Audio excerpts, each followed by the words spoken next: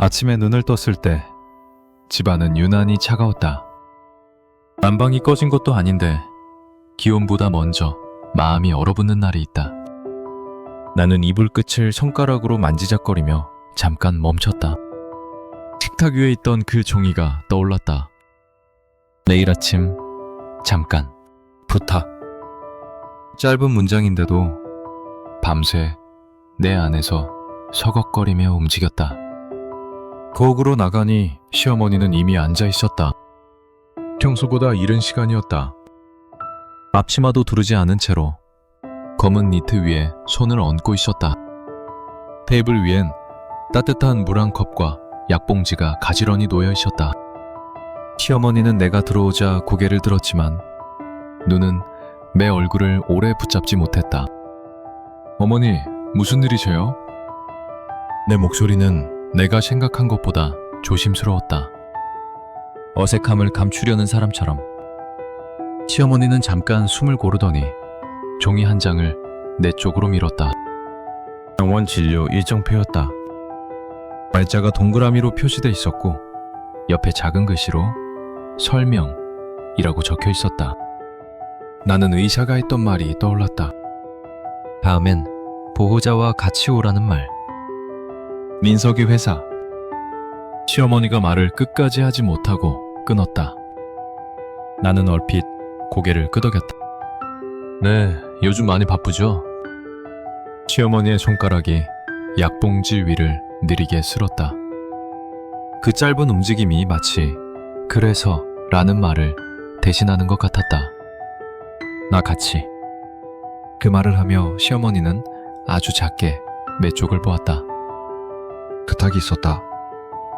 그런데 그 시선이 이상하게도 도와달라기보다 민망하다에 가까워 보였다. 부탁하는 사람의 눈이 아니라 미안해하는 사람의 눈. 제가 같이 갈게요. 나는 반사적으로 그렇게 말했다. 목소리에 힘을 주려 했지만 끝이 조금 가라앉았다. 시어머니는 고개를 끄덕였고 그게 끝이었다. 고맙다도 미안하다도 없이. 말이 없다는 건 참 사람을 지치게 했다. 감정에 오갈 틈이 없으니 나는 늘 내 감정만 들여다보게 됐다. 내가 서운한지, 내가 예민한지, 내가 나쁜 사람인지. 어느 순간부터는 시어머니가 무슨 마음인지보다 내 마음이 어떻게 망가지는지가 더 중요해졌다. 그날 민석에게 병원 동행 이야기를 꺼냈다. 민석은 밥을 먹다 말고 고개를 들었다. 당신이? 어머니가 부탁하셨어. 괜찮겠어? 그 말이 묘하게 걸렸다. 민석이 걱정하는 건 나인지 어머니인지 아니면 둘 사이의 공기인지. 괜찮아. 나는 젓가락을 내려놓고 물을 마셨다. 그냥 보호자같이 오라잖아. 민석은 잠깐 입술을 깨물더니 미안해 라고 말했다. 그 미안함이 내 마음을 조금 풀어줄 줄 알았다. 하지만 이상하게도 그 말은 거기서 멈췄다. 민석은 더 묻지 않았고 나는 더 말하지 않았다. 늘 그렇듯이 우리 부부도 시어머니처럼 말이 줄어들고 있었다.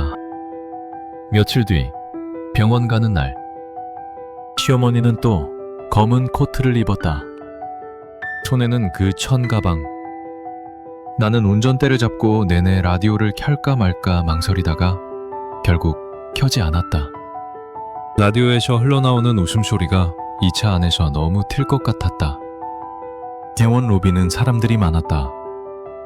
차트 들고 뛰어다니는 간호사들, 불안한 표정으로 서 있는 보호자들, 한숨을 길게 내쉬는 환자들. 그 사이에서 시어머니는 더 작아 보였다. 나는 자연스럽게 어머니 옆으로 붙었고 접수창구 앞에서 제가 할게요 라고 말했다. 시어머니는 고개를 끄덕였지만 손은 내내 청가방을 붙들고 있었다. 마치 그 안에 무언가 중요한 게 들어있는 것처럼. 진료실에 들어갔을 때 의사는 차트를 보며 설명을 시작했다. 혈압, 수치, 약 변경, 정밀 검사. 나는 열심히 고개를 끄덕이며 듣고 메모도 했다. 그런데 의사는 어느 순간 시어머니를 보며 말했다. 최근에 어지럼증이 더 심해졌죠?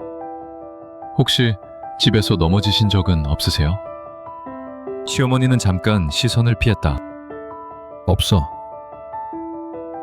의사는 다시 내게 시선을 돌렸다.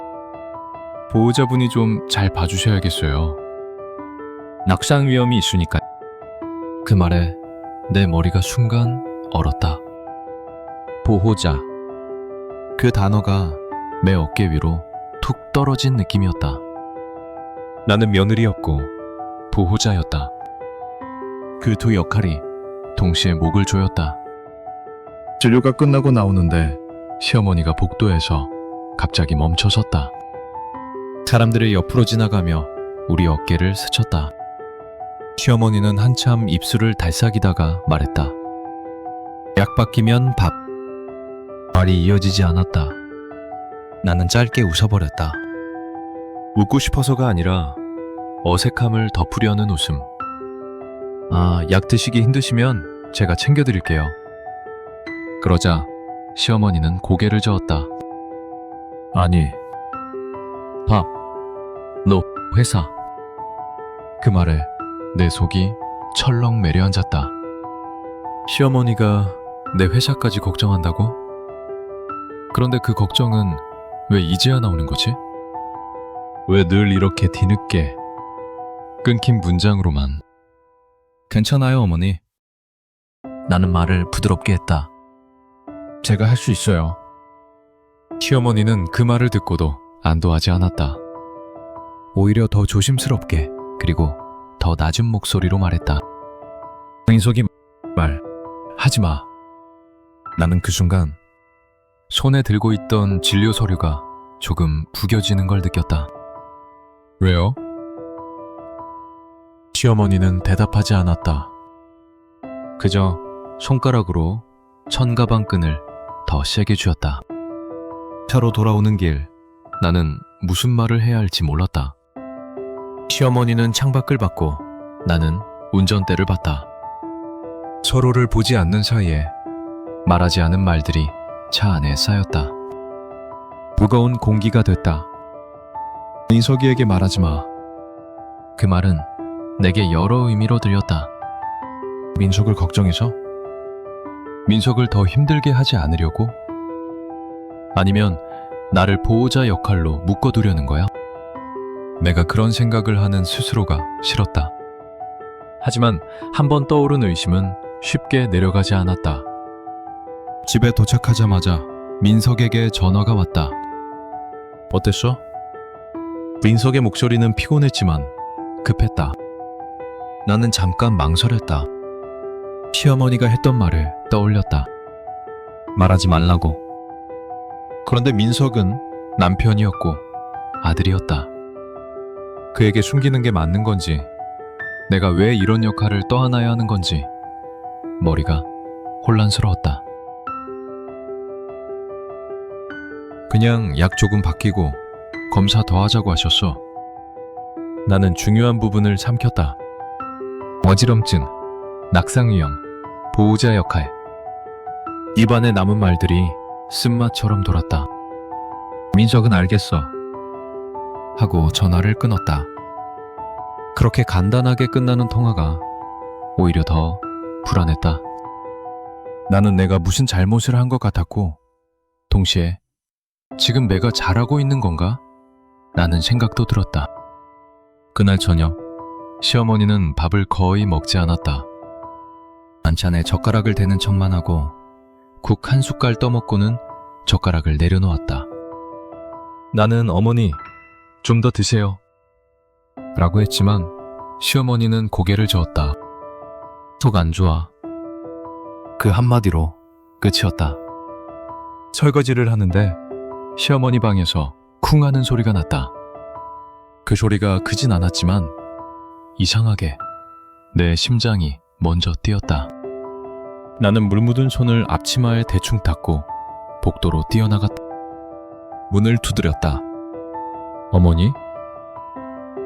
대답이 없었다. 나는 문고리를 잡았다. 잠겨 있지 않았다. 문이 열리자 시어머니가 방 바닥에 앉아 있었다.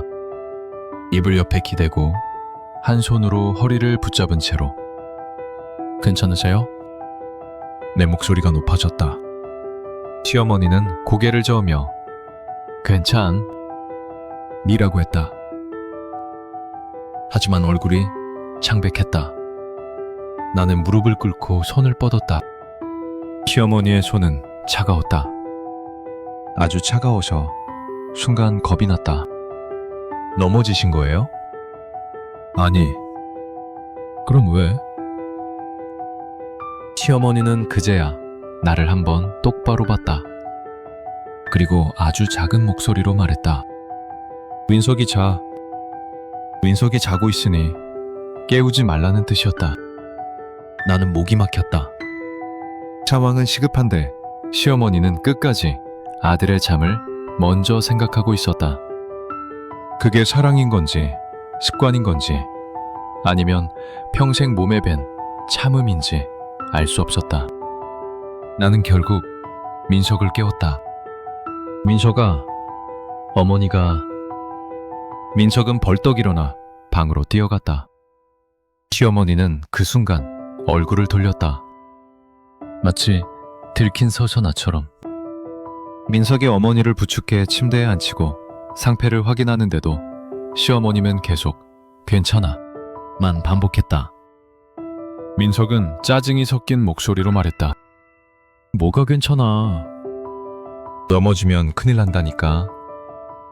그때 시어머니가 갑자기 손을 들어 민석의 팔을 잡았다. 손이 떨리고 있었다.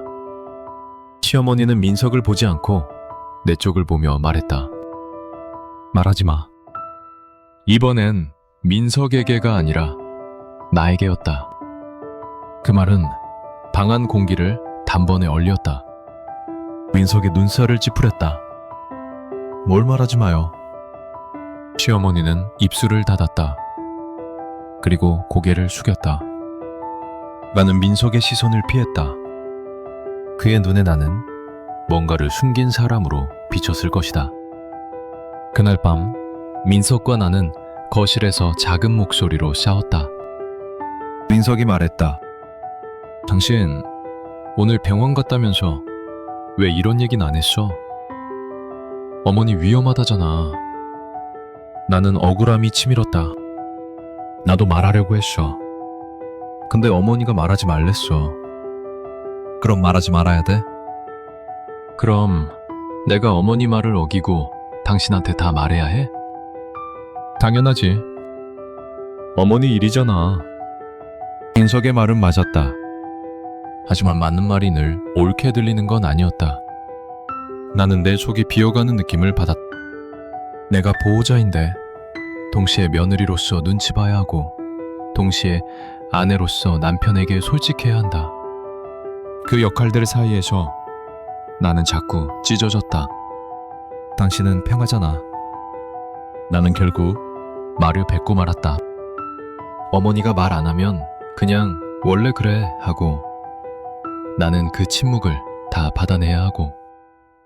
민석은 한참 나를 보다가 낮게 말했다. 편한 게 아니야. 그 목소리엔 피로가 있었다. 어머니는 원래 힘든 얘기 못해. 당신이 그걸 좀 이해해주면. 나는 그 말에서 이해해주면 이라는 부분이 특히 걸렸다. 마치 늘 내가 이해해야만 일이 끝나는 것처럼. 나는 입술을 깨물었다. 그리고 더는 말을 잇지 못했다. 며칠 동안 집은 더 조용해졌다. 민석은 회사에 더 늦게 들어왔고 나는 집에 들어와도 말을 줄였다. 시어머니는 더더욱 말이 없었다. 대신 부엌에는 자꾸만 무언가가 준비돼 있었다. 내가 좋아하는 반찬 한 가지가 늘어났고 국도, 전에 나는 그걸 보면서도 마음이 풀리지 않았다. 이건 뭐지? 미안해서? 아니면 내가 떠날까봐? 나는 스스로가 한심하다고 느꼈다. 하지만 감정은 머리로 다스려지지 않았다. 묵은 감정은 작은 변화에도 이제 와서? 라는 질문을 먼저 던졌다. 어느 저녁, 회사에서 야근을 하고 돌아오니 식탁 위에 작은 봉투가 놓여 있었다. 흰 봉투. 내 이름이 적혀 있었다. 지연에게. 시어머니의 글씨였다. 삐뚤지만 또박또박했다. 나는 그 봉투를 한참 바라보다가 열지 못했다. 왠지 열면 내가 버티고 있던 것들이 무너질 것 같았다. 민석은 아직 오지 않았고 시어머니는 방에 있었다. 집안은 조용했다. 그 조용함이 봉투의 무게를 더 크게 만들었다. 봉투를 들고 방으로 가려다가 나는 멈췄다. 복도 끝 시어머니 방 문틈에서 아주 희미한 빛이 새어나왔다. 그 빛은 흔들리고 있었다. 안에서 무언가 움직이는 소리도 났다. 나는 봉투를 가슴에 끌어안았다. 그리고 그 문 앞에 잠시 서 있었다. 두드릴까? 들어갈까? 아니면 그냥 돌아설까? 내 안에서 아주 오래 묵었던 서운함과 이제 막 생기기 시작한 두려움이 서로 밀고 당겼다. 그때 방 안에서 낮은 신음소리가 들렸다. 정확히 들었는지 확신할 수 없을 정도로 작았지만 나는 그 소리를 놓치지 못했다. 나는 숨을 멈추고 문고리에 손을 올렸다.